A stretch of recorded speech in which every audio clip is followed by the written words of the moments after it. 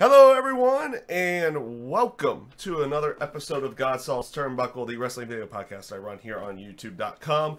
And this is a very special, well, this is kind of a special one. This is right after Elimination Chamber, about pretty much the next morning. I didn't do this right after the Elimination Chamber pay-per-view last night. After watching it, we did have live reactions, and there was drinking involved. Not much. Like, not plaster drunk. You'll see kind of the fun that we had in the terms of the live reactions when I post them up over here on YouTube side. We did do that over on my Twitch page, just for reference on that one. But let's get into Elimination Chamber. I'm not really going to be basing this off of the live reactions or anything on that side. And honestly, I thought it was a relatively good night. It was a relatively fun show with kind of an not overwhelming, but underwhelming ending. And not because of it being predictable of who was going to win, but it was basically on how they kind of portrayed the entire match, which I'll get into the main event match when we get to the main event match. Let's go ahead and start with a pre-show. Nothing too much really to talk about here. You did have a couple of good moments. Pro Gamer Galaxy already jumping in there. Jumping in onto our chat tonight, or not tonight, but this morning. How's you doing, Pro Gamer Galaxy? We will discuss that when we get to the main event about Mr. Strowman. Yes, we definitely had some fun on that side. So again, talking on the pre-show, yeah, Gallows and Anderson going up against the Miztourage. Basic match. The Miztourage lose to Gallows and Anderson after a magic killer. Best one-liner of the night happened on the pre-show though. Paul Heyman was on the pre-show, going on the like right before they went on the air with Elimination Chamber, and he was cutting his typical promo on about Brock Lesnar, how about these people in the chamber are gonna have to fight for their right to go after Brock, and then basically as they're about to go off the air, like everybody's kind of almost chit-chatting, and Peter Rosenberg goes to shake Paul Heyman's hand, and Heyman just looks at him and goes like, "Who are you?" Just literally shutting down Peter Rosenberg. It was great. But yeah, that was basically the pre-show in a nutshell. You had your typical promos, showing video packages, everything on that side. Your typical side of the pre-show. Nothing much with the match on there. Fine enough match. So they start off the main card with the Women's Elimination Chamber match, and I thought this was a good choice of starting off the show. You kind of figured they weren't going to end the show with a Women's Elimination Chamber match, considering the star power inside of the men's one. But I felt like it was a good choice because a lot of people were very excited for this match, wanting to see what they would do inside of the Elimination Chamber. So starting it off with what could potentially be a very hot match was a good way of going. You had Mickie James, Sasha Banks, Alexa Bliss, and Mandy Rose enter the pods. It starts off with Bayley and Sonya Deville. Now, here is my one, because I really enjoyed this match. I thought they were doing some good storytelling elements on all sides, and everything, just going and to go along with the spots that they were doing in the match as well, came off really good, just to me. The only thing that I kind of had a little bit of a trope about was the factor that, well, with the exception of two, being one Alexa Bliss and two Bayley, none of the other women kind of looked at the pod or made it feel like it was menacing. Like, Alexa Bliss looked like she was kind of scared to enter. Everyone else kind of just entered. Even Bayley, like, kind of hesitated a little bit entering into the cage as she was going to be the first one competing in there, and she hesitated, kind of stared at it, gave it like that menacing, it's like a menacing look before mustering up everything, going in there and doing her normal shtick, which I thought was absolutely fine. It was a good way of putting over the chamber, but you didn't really get that sense from everyone else on that side. So the first 5 minutes, Bailey and Sonya Deville kind of have a pretty decent back and forth. They go about teasing, using the cage, everything on that side before, I believe, Sonya Deville goes into the cage first. And that was the main thing about this match. They used the cage portion and the outside of the ring to their advantage. You had spots from Bailey where she did her top rope elbow out to the platform on the outside. I know it's padded now, but you play off of everything to go along with it. It's been that way since last year. And it does allow for other spots, everything on that side. It does take maybe a little bit away from the menacing portion of the Elimination Chamber, but we still have that cage portion, which was used a lot. When Mandy Rose comes in second, Bailey fights him off a little bit. And after, you know, fighting him off for a little bit, eventually Sonya Deville and Mandy Rose take control. You have a big forearm from Mandy Rose, and then Sonya Deville gives probably one of the best spears I've seen to Bailey on the outside. Bailey sold it really well as well. And then they kind of just start chucking her into the cage, like back first, back of the head first. They tie her arms up in there and just kind of beat up Bailey for that period of time. Sasha Banks then comes in, and they basically start helping. She basically starts helping out Bailey. So you're seeing the alliances kind of form here and there. Most of them are forming alliances to get rid of Absolution. Within that time frame, though, Mandy Rose gets eliminated, and they had a nice little tidbit in there. In this entire match, Absolution, Mandy Rose, Sonya Deville were always helping each other no matter what. So even though it was a every woman for themselves thing, they would always help. And she was, Sonya Deville was trying to help Mickey, or not help Mickey, but help Mandy Rose out of the bank statement, but Bailey comes in and just stuffs it, and Mandy Rose has to tap out. This does bring in Mickie James, where we do get to see one of our top of the pod spots throughout the entire throughout this entire match.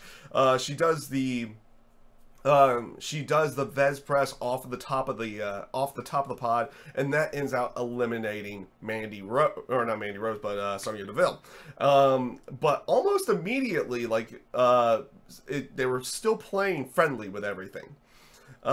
Sasha Banks and Bailey go backstabber Bailey the Belly to eliminate Mickie James, and we get this great visual from Alexa Bliss, who's still in her pod at the time, that, you know, it's like, oh, my backup plan is gone. Like, my main backup plan is completely gone. My alliance is gone now. So I do like the factor during this time frame, Bailey and Sasha have not really fought each other. They don't fight each other until Alexa Bliss gets out of the pod. So what they end up doing is Alexa's pod gets open. She shuts it immediately, goes out the other side, starts scaling the cage wall, and start going. And they play this little cat and mouse type thing where Sasha and Bailey, every time she was trying to get one area, they would just kind of follow, you know, like kind of follow. So she goes up to the middle of the pot, to the middle of the cage, standing up on, not really up top, but about halfway, and they're both on top of the pods, just kind of waiting for her. And then she starts going down. They immediately like rush down and get her. Eventually, this leads to where she does get on the pod. Sasha Banks is up there, and this is where we get a subtle heel turn. I can't call this a full heel turn from Sasha, but it's a subtle one. So she goes to help Bailey up there because they're still going to be buddy-buddy. And then she plays it off completely like, hey, this is every woman for herself. So she goes to grab Bailey's hand, and then she looks at Bailey and just kicks her off of the pod. It was good. It was a good little moment in teasing the heel turn. I can't call it a full heel turn. The only way you could have called that a full heel turn is if Sasha, after doing this, just completely brutalized Bailey afterwards. But that did not really happen in this portion of the match. Though I do like Bailey's reaction. It wasn't like it's like, oh, woe is me, why did you do that type thing? Because Alexa and Sasha were fighting.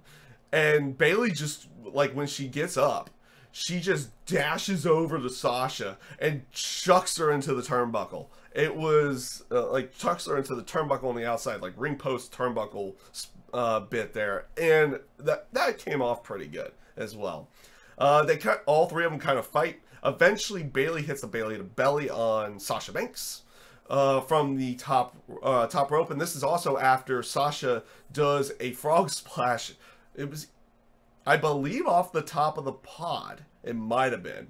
It might have been off the top rope too, on that side. But she hits a frog splash on Bayley, and Bayley kicks out of this one as well. So I feel like they also did a very good job of, you know, that they did a good job here of bringing Bayley back up, basically, because there were so many times it's like, oh, okay, she's done. Nope, she's not done. Okay, because the way they had kind of been treating Bayley up until like recently after the Royal Rumble was, you know, she's kind of just not much of anything anymore, but they seem to be bringing her back up into the fold and making her more of a threat in the terms of the women's title, everything on that side. So she hits the Bayley to belly off the top rope like she had done to Sasha in their match on Raw, but Alexa Bliss rolls up Bayley and pins Bayley.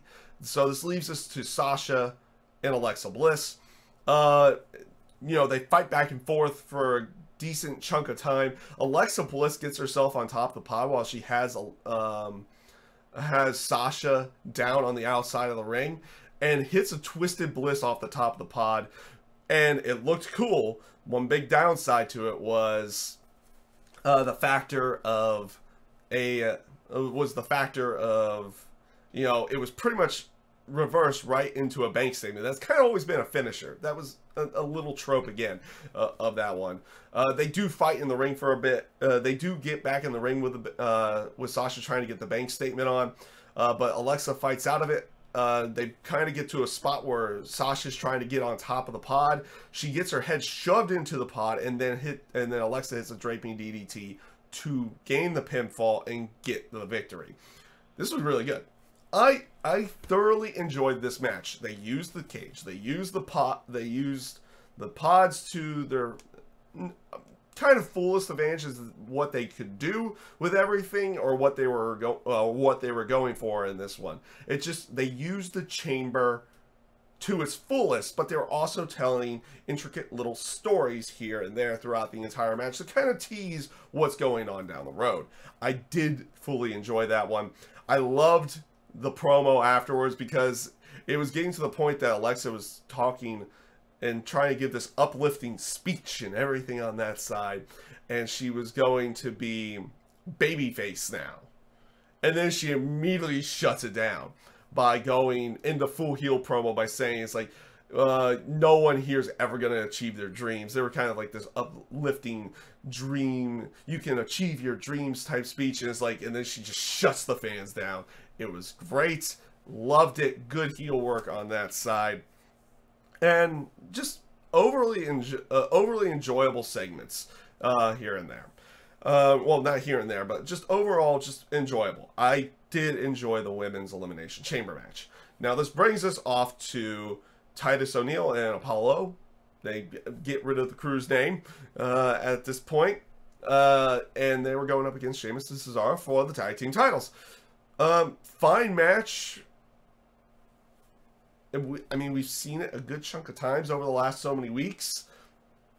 It was a fine enough match, but it kind of also came off of this aspect of they did a really good job with the women's Elimination Chamber match. This kind of just was like almost cool down to a certain degree. Not much really happening in the match that you don't normally see. Eventually, Sheamus and Cesaro pick up the victory with their white noise slash, I guess, the extra variation of oomph behind the white noise. Cesaro did it via springboard variation instead of off the ropes this time. Decent enough match. I did find it enjoyable, but it also kind of came off as a little bit of filler on that side of everything, and that's just how that one ended up coming off to me on that side. So not really much to truthfully talk about. They're not really setting up more story or anything on that side. You don't really get any, like, what's going to happen with Sheamus and Cesaro going into WrestleMania now that they have the tag team titles. Like, who's going to be their feud? Is it going to be Gallows and Anderson? Is it the Revival? Is it Titus O'Neil and Apollo again? I mean, we'll see, but nothing really much to write home about with this particular match. So this does bring us to Asuka and Nia Jax. Again, another fine enough match. I thought this was pretty good. They do kind of protect Nia in this match to go along with it, just in case they decide to go certain routes in the terms of the women's division that a lot of people are kind of expecting.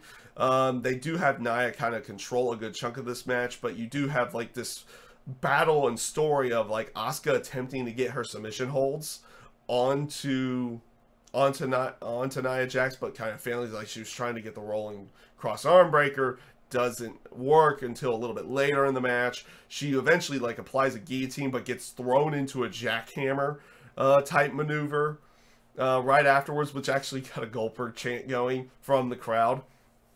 But decent enough match. The end does come with Nia Jax going for a powerbomb after she had hit a Samoa drop. Kind of failed with a leg drop and trying to finish off Asuka. Goes for the powerbomb, and Asuka rolls through and gets the victory. Gets the victory that way. So she gets a victory via pinfall, not via submission like they were trying to allude to beforehand on that side. After the match, Nia gets her heat back. She beats down Asuka after the match, kind of laying her out. Alexa Bliss was watching the match with that weird angle on the back, in the back throughout the entire thing. Kind of cuts a promo afterwards, saying it's like, I know Nia's going to be disappointed in the outcome, but she's not. And it's like, take a look at Asuka. They're assuming that it's going to be Asuka and Alexa, where a lot of people were kind of assuming it's going to be Alexa and Nia going up, and then on SmackDown, and Asuka's going to go over to SmackDown to take on Charlotte in that particular match. I don't know if that's going to be the full case. That's kind of where the rumor mill is. The rumor mill is, in the terms of some of the women's matches, that you got Sasha and Bayley. You've got Nia and Alexa, which is going to be for the Raw Women's title. And you have Charlotte and Asuka going after the SmackDown Women's title. We'll see how everything ends up playing off on that one. I mean, I guess they could technically make it a fatal four-way and add the Sasha Bayley story into the Nia and Alexa thing that they really haven't been doing too much with, but they can kind of start studying that up tomorrow night, something on that side. We'll see where they go with everything. Overall, I thought it was a decent enough match, and I thought it came off pretty good. It allowed Nia to show her dominance. It kind of protected her on that side of everything if she is going into a women's title program for WrestleMania. And of course, it keeps the Asuka undefeated streak going at that time to go along with it. So this brings us to Woken Matt Hardy versus Bray Wyatt, and this is a match that wasn't bad. Wasn't a bad match. I actually kind of enjoyed it. I liked the beginning of the match, especially where you have Matt coming into the ring, kind of, making a normal entrance with everybody. Well, not everybody. It's kind of still smattering, but doing the deletes, everything on that side.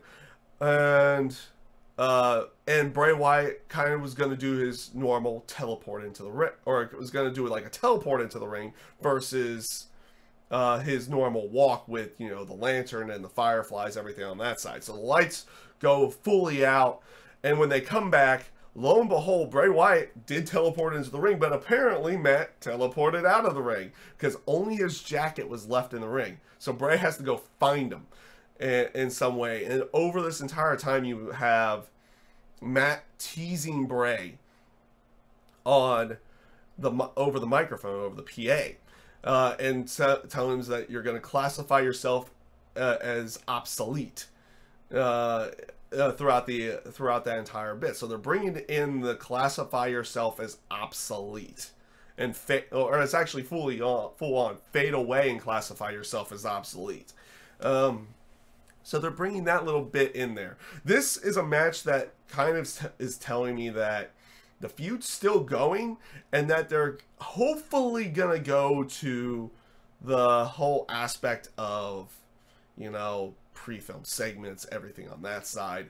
And I enjoyed the match for what it was. I felt like it went a little too long on that side of everything, because it didn't necessarily start getting boring chants, but it started doing things with the fans were starting to do things with beach balls, and there was Rusev Day chants and everything on that side.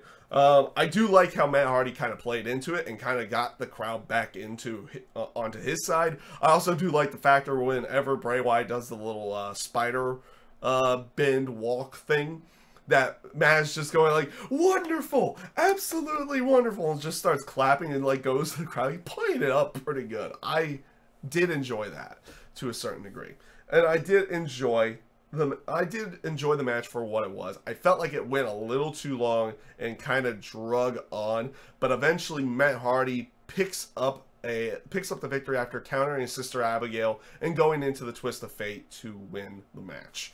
I do feel like this is going to continue on, probably somewhere into WrestleMania, and hopefully it will be those pre-film segments, kind of final deletion style, that we're kind of waiting for. At this point in time, we're waiting for that, and we want that from Matt and from Bray and all this kind of stuff. That's what we're kind of waiting on seeing how WWE is able to play off of that, what they had done in Impact Wrestling with the broken Matt stuff, but now doing it with the woken Matt stuff. So we'll see how everything ends up playing off on that one. So this does bring us to the contract signing of Ronda Rousey. At first, I thought this was absolutely horrible, and then Kurt is like, okay, this is full-on kayfabe with what they were doing. So Kurt comes out, and then Triple H and Stephanie come out. And of course, Triple H hypes up Ronda, brings her out, calls her Rowdy Ronda Rousey, everything on that side. So she kind of grabs the mic and she starts stuttering, and she's humbled and everything on this side. And they're playing it off like there are a lot of people there were some people that were booing her, but there were also a good chunk of fans that were kind of chanting her name, and they're to kind of make her feel like she was getting choked up, everything on that side. So I was initially thinking, it's like, oh dear God, the microphone skills are definitely not going to be there, which they probably aren't there yet. I mean, she was never really known for talking all that much in the terms after her, you know, with her press conferences after a UFC fight or beforehand or anything on that side. It was more her mean, menacing look, and going out there and, you know, beating people up. Now, granted, she lost her last 2 matches in the UFC, which is probably why she's in WWE at this time, but, you know, playing off of that as much as they possibly can.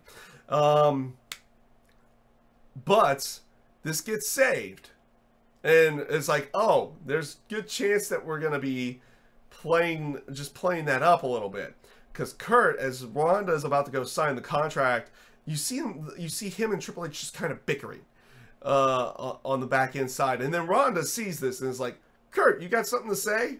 And then he just snitches on freaking Triple H and Stephanie, saying that Triple H says, like, yeah, after what she did at WrestleMania, well, he makes a mistake. It says 21 first. Now, granted, that was one of his better matches with Shawn Michaels on that one. And then, but repeats himself and says 31.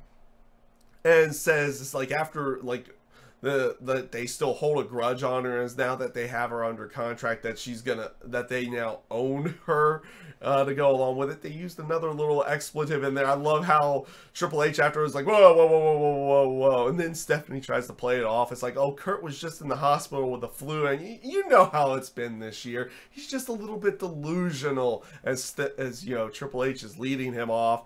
And for whatever reason, his mic's not turned off yet. So he gets halfway up the ramp, and then he's like, wait, and it's like, Kurt's like, wait a minute, Stephanie, didn't you call her a has-been?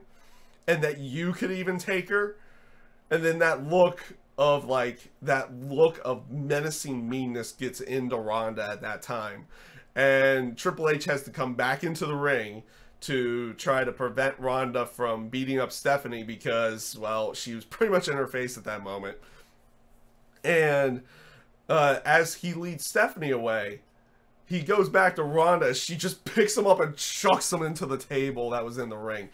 Great stuff. I actually did thoroughly enjoy this. It's leading us to believe that Triple H and Stephanie are going to go up against Ronda and Kurt at this time.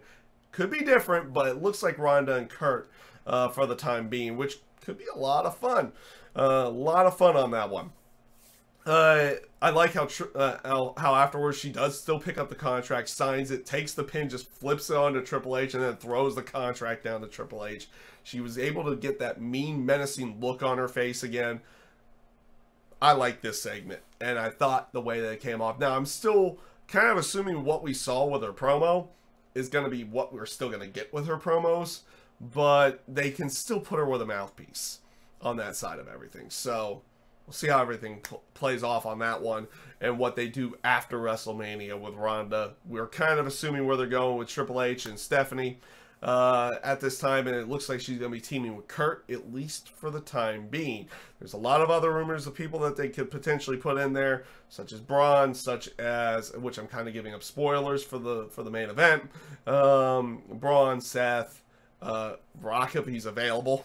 I doubt that last one's gonna happen in any way. So we're looking like it's gonna be something with Ronda and Kurt going up against Stephanie and Triple H. So let's bring this to the main event, which, if you got rid of the Elimination Chamber, would have been a damn good match. The Elimination Chamber, the 7-man Elimination Chamber match, Elias, Seth Rollins, Finn Balor, The Miz, Braun Strowman, did I say Seth Rollins? John Cena. I almost forgot John Cena was in the match, even though they played up a nice storyline in here, which I appreciate, but we all know. And of course, Roman Reigns. Now the reason why I say this would have been a fine match if you got rid of the Elimination Chamber, because that's what it was. It felt like for the longest time, nothing was happening in this match. And then the match was fine. And then, you know, Braun gets in there, and you're kind of expecting him to kind of just start destroying people with the cage and everything on this side. He doesn't even really do that.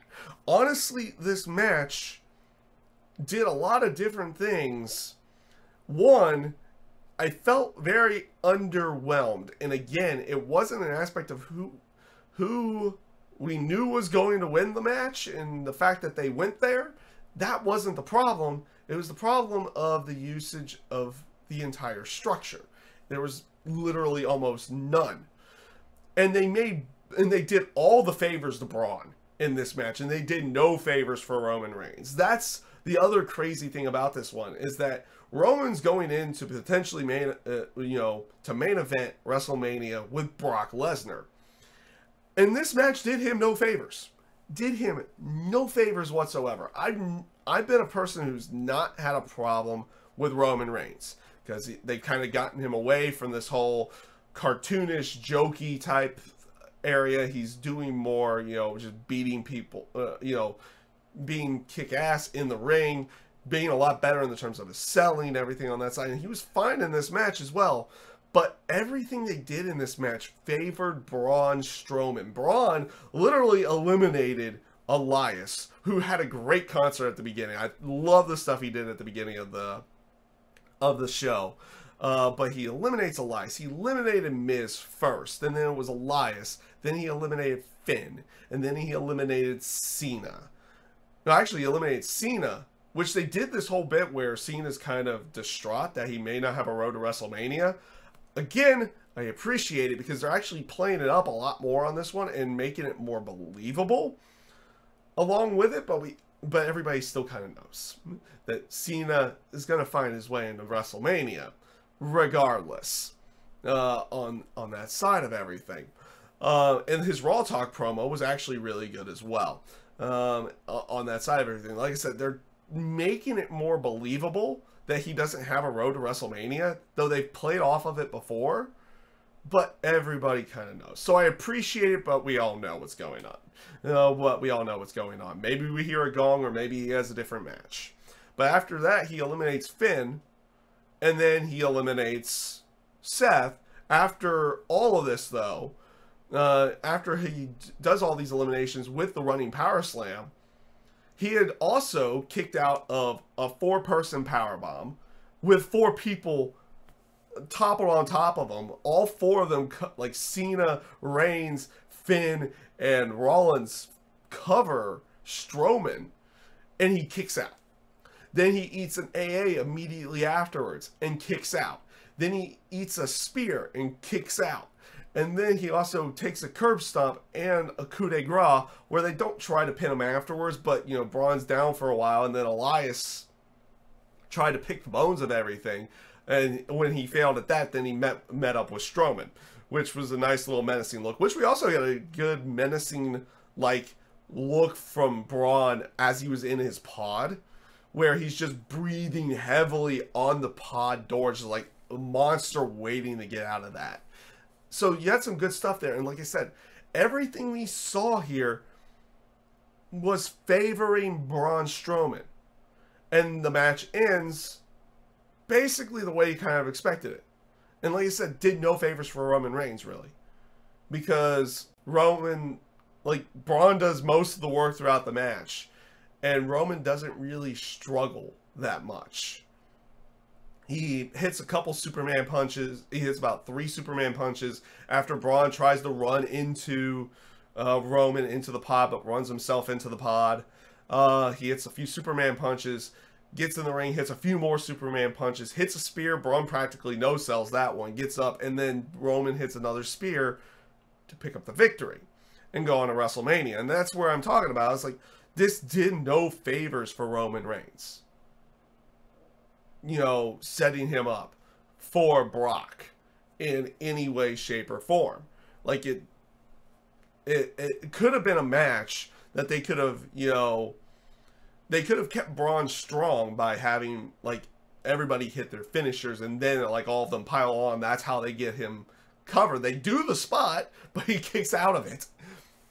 Like I said, they put Braun over far more in this match than they did Roman, and Roman's the one who's going on to main event WrestleMania, and Braun either is potentially in the tag match with Triple H and Stephanie with Ronda, or he's in an IC title program with The Miz. And yet they put him over far more than they do Roman in this one, at least in my own personal opinion. It's like Roman was there to just move on to Brock. I felt like they could have done so much more with this one to help out Roman, which they don't end up doing on that side of anything, on that side at all to go along with it. So after the match, Braun basically gets his heat back, and they do exactly what they probably should have been doing a long time ago, which was basically Braun kind of destroying things within the pod or outside the pod structure. He hits a couple running power slams to Roman. He throws him to the outside and chucks him into a pod to go along with it. Braun stands tall at the end of the night. So I guess there's a little bit of tease, like, do they make it a triple threat? What do they do? Anything on that side? We'll wait and see. But I felt like the men's elimination chamber match, I feel like the women's one was better. The women's elimination chamber match, they were using the structure a lot. You got very little bits inside of the men's elimination chamber. I did like the bit where Miz was trying to get away from Strowman. He climbs the pod, but Strowman, like, bolts his way up the cage, and he fights him off the pod, chucks him off. Seth Rollins hits a frog splash off the top of the pod onto Strowman, but Strowman kicked out. Like, you didn't really have much usage of the chamber, and I felt like the match would have been fine if the chamber wasn't there. It was a good elimination match, but this was elimination chamber. And I don't feel like they used much with the chamber inside of that match. And I felt like the women's match came off a lot better in the terms of the elimination chamber side of everything. So let's see what they do with everything. They do have like this little potential tease. I guess maybe that you have this pseudo feud with Roman and Braun going into WrestleMania as well. We'll see how they play off of that. Or if they're going to maybe add Strowman into the match. I don't know where they're going with this. Strowman looks like he's potentially going to go with like an IC title, program, but like we'll see where they play off of everything. Overall, I felt it was a good show. I felt it was fun to watch.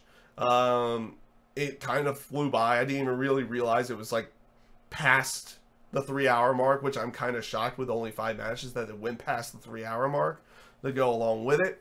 But overall, I actually did enjoy the Elimination Chamber pay-per-view.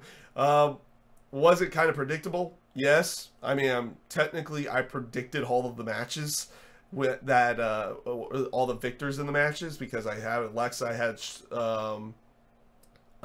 had Cesaro and Sheamus, I had Asuka, I had Woken Matt winning, and then I had Roman winning. So, was it predictable? Yes. Was it good?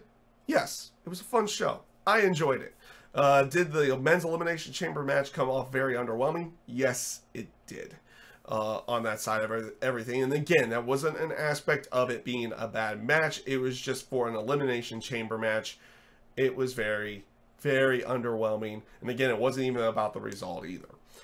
So that's basically everything I've got for you guys on Elimination Chamber 2018.